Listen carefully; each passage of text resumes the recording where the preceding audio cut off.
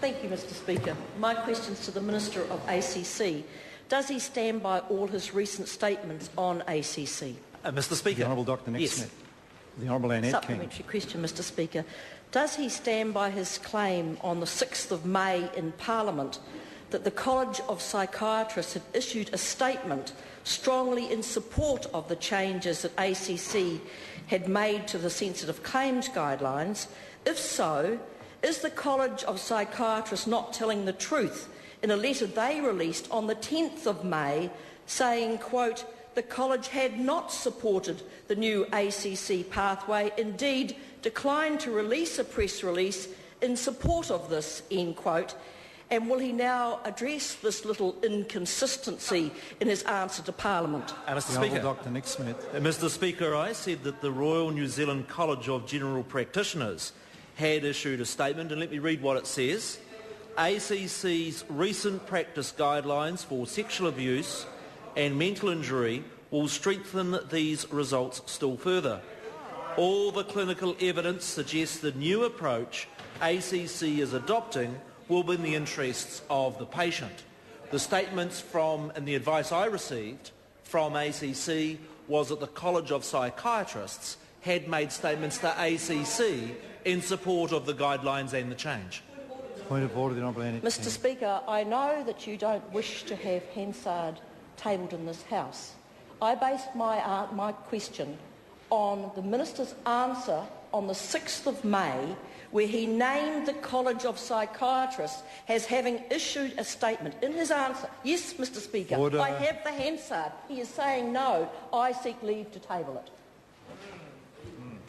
Leave is sought to table that document. Is there any objection?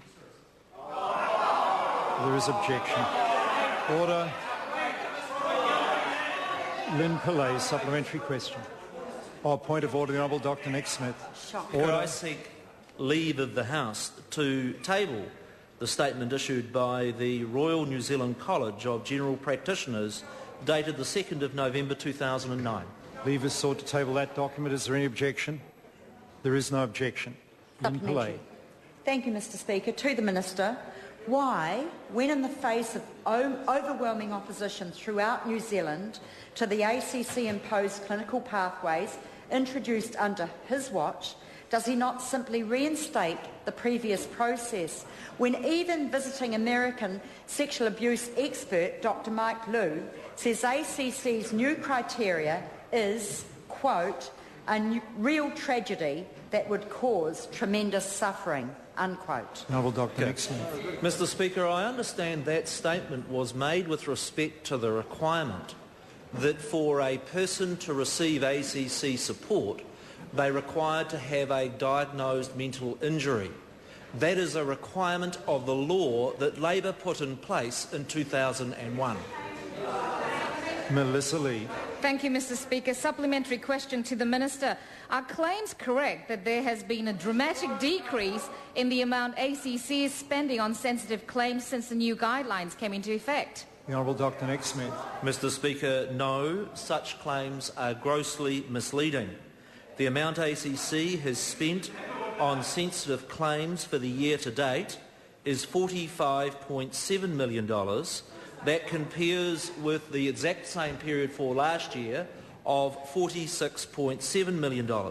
The amount spent on counselling per month has been consistent over the last 3 years at $900,000 per month, and the average over the last 3 months is $905,000 per month spent on sensitive claims counselling.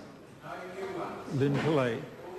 Speaker, does he agree that when a young woman is held at knife point for 15 hours and repeatedly raped, it is outrageous that she should wait weeks before earnings-related ACC compensation can be paid, which is what his colleague Chris Tremaine told the media in 2006? And how does he reconcile Mr Tremaine's outrage then, when rape victims now are waiting months or indefinitely for just counselling to be approved by ACC? The Honourable Dr Nick-Smith. The average time for processing claims in the sensitive claims areas at the moment, I understand, is about 20 days. That is unacceptably long.